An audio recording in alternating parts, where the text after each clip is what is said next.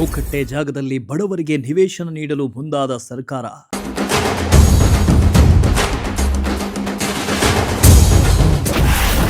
ಸೂಕ್ತವಲ್ಲದ ಜಾಗದಲ್ಲಿ ನಿವೇಶನ ಕಲ್ಪಿಸಿದ್ದಕ್ಕೆ ಸ್ಥಳೀಯರಿಂದ ತೀವ್ರ ವಿರೋಧ.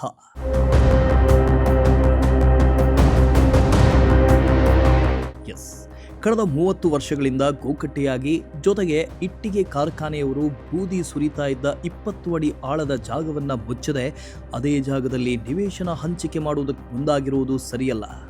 ಮೊದಲು ಜಾಗವನ್ನು ಯೋಗ್ಯ ಮಾಡಿ ನಂತರ ನಿವೇಶನ ಹಂಚಿಕೆ ಮಾಡಿ ಅಂತ ಆಗ್ರಹಿಸಿ ಗ್ರಾಮಸ್ಥರು ಅಧಿಕಾರಿಗಳ ವಿರುದ್ಧ ಆಕ್ರೋಶ ವ್ಯಕ್ತಪಡಿಸಿ ದಿಢೀರ್ ಪ್ರತಿಭಟಿಸಿದ ಪ್ರಸಂಗ ಗುಬ್ಬಿ ತಾಲೂಕಿನ ಹೇರೂರಿನಲ್ಲಿ ನಡೆದಿದೆ.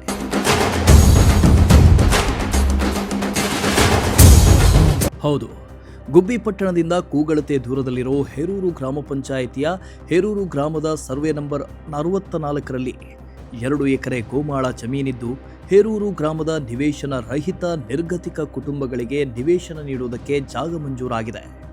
ಈಗಾಗಲೇ ಸ್ಥಳೀಯ ಗ್ರಾಮ ಪಂಚಾಯಿತಿ 59 ನಿವೇಶನಗಳನ್ನು ಗುರುತಿಸಿ ವಿಂಗಡಣೆ ಮಾಡಲಾಗಿದ್ದು, ಆದರೆ ಈ ಭೂಮಿ ನಿವೇಶನ ಹಂಚಿಕೆಗೆ ಯೋಗ್ಯ ಭೂಮಿಯಲ್ಲ, ಹಾಗಾಗಿ ಯೋಗ್ಯ ಮಾಡಿ ಹಂಚಿಕೆ ಮಾಡಿ ಅಂತ ಸ್ಥಳದಲ್ಲಿ ಸ್ಥಳೀಯರು ಪ್ರತಿಭಟನೆ ನಡೆಸಿ ಅಧಿಕಾರಿಗಳ ವಿರುದ್ಧ ಆಕ್ರೋಶ ವ್ಯಕ್ತಪಡಿಸಿದರು.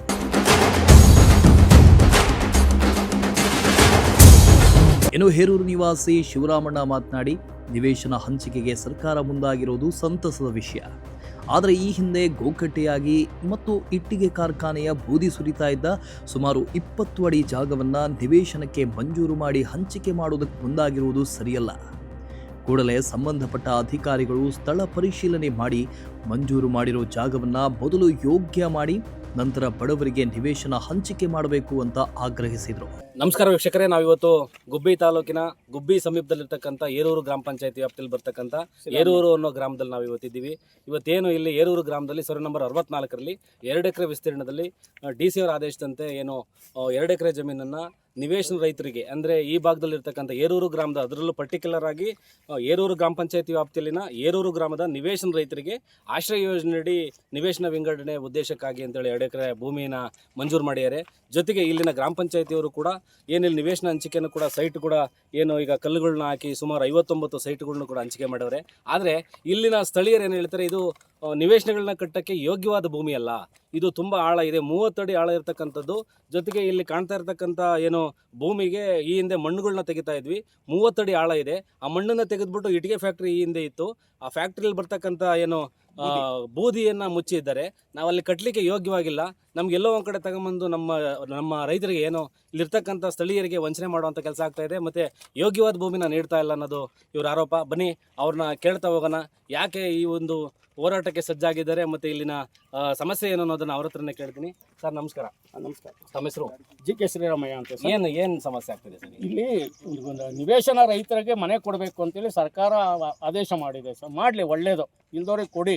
ಆದರೆ ಏನಾಗಿದೆ, ಇಲ್ಲಿ ಉತ್ತಮವಾಗಿಲ್ಲ. ಯಾಕೆಂದರೆ ಹಿಂದೆ ನಾವು ಇಲ್ಲಿ ಭೂಮಿನಲ್ಲಿ ಕೆಬ್ಬೆ ಮಣ್ಣು ತೆಗೆದು ತೋಟಕ್ಕೆ ಹೊಡ್ಕೊಂಡು 15 ಅಡಿ 20 ಅಡಿ ಆಳ ಇದ್ದಂಥ ಜಾಗದಲ್ಲಿ ಇವತ್ತು ಪಕ್ಕದಲ್ಲಿ ಇಟ್ಟಿಗೆ ಫ್ಯಾಕ್ಟ್ರಿ ಇದೆ.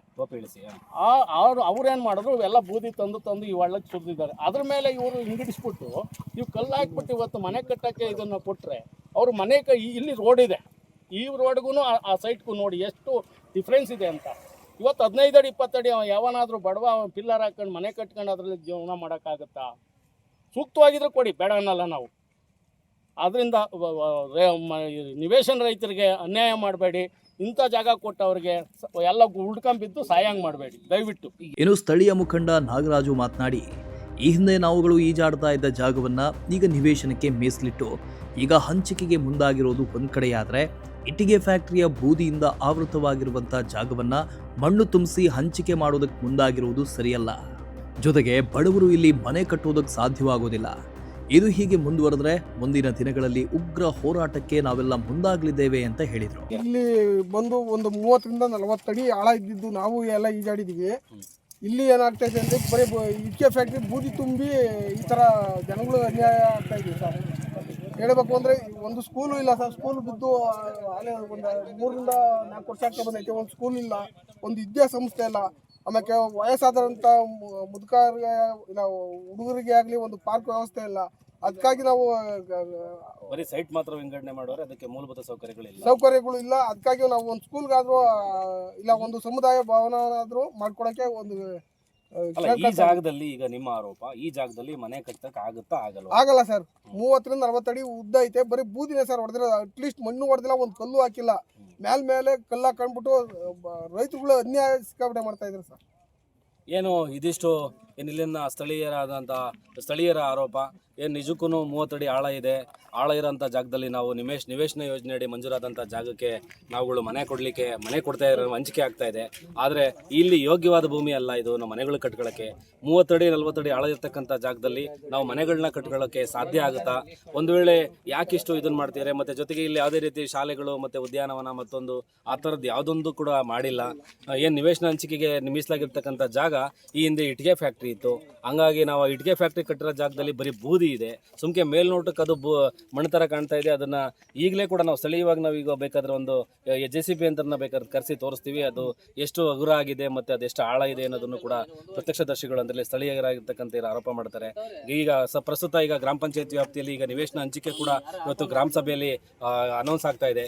ನಿಜಕ್ಕೂ ಇದು ಯೋಗ್ಯ ಅಲ್ವಾ? ಇಲ್ಲ ರೈತರಿಗೆ ನಿಜಕ್ಕೂ ಮನೆ ಕಟ್ಕೊಳ್ಳಿಕ್ಕೆ ಯೋಗ್ಯವಾದ ಇದೆಯಾ ಅನ್ನೋದನ್ನು ಸ್ಥಳಕ್ಕೆ ಏನು ಜಿಲ್ಲಾಧಿಕಾರಿಗಳ ಆದೇಶದಂತೆ ಮಂಜೂರಾಗಿರೋದ್ರಿಂದ ಜಿಲ್ಲಾಧಿಕಾರಿಗಳೇ ಸ್ಥಳಕ್ಕೆ ಖುದ್ದು ಭೇಟಿ ಮಾಡಿ ಇಲ್ಲಿನ ರೈತರಿಗೆ ಮತ್ತು ಇಲ್ಲಿ ಸ್ಥಳೀಯರ ಸಮಸ್ಯೆಯನ್ನು ಬಗೆಹರಿಸಬೇಕು ಅನ್ನೋದು ಪ್ರಜಾಶಕ್ತಿ ಟಿ ಆಶಯ ಇದೆ. ಒಟ್ಟಿನಲ್ಲಿ ಸರ್ಕಾರ ಒಂದೆಡೆ ಮನೆ ನಿರ್ಮಿಸುವುದಕ್ಕೆ ಜಾಗ ಕೊಡುವುದಕ್ಕೆ ಮುಂದಾಗಿರುವುದು ಖುಷಿ ವಿಚಾರ. ಸರಿಯಾದ ಜಾಗ ನೀಡದೇ ಇರೋದು ಬೇಸರದ ಸಂಗತಿಯೇ ಹೌದು. ಇದಾದರೂ ಸಂಬಂಧಪಟ್ಟ ಅಧಿಕಾರಿಗಳು ಸ್ಥಳ ಪರಿಶೀಲನೆ ನಡೆಸಿ ಮನೆ ನಿರ್ಮಾಣಕ್ಕೆ ಸೂಕ್ತ ಸ್ಥಳ ನೀಡ್ತಾರಾ ಅನ್ನೋದನ್ನು ಕಾದು ನೋಡಬೇಕು. ದೇವರಾಜು, ಪ್ರಜಾಶಕ್ತಿ ಟಿವಿ, ಗುಬ್ಬಿ.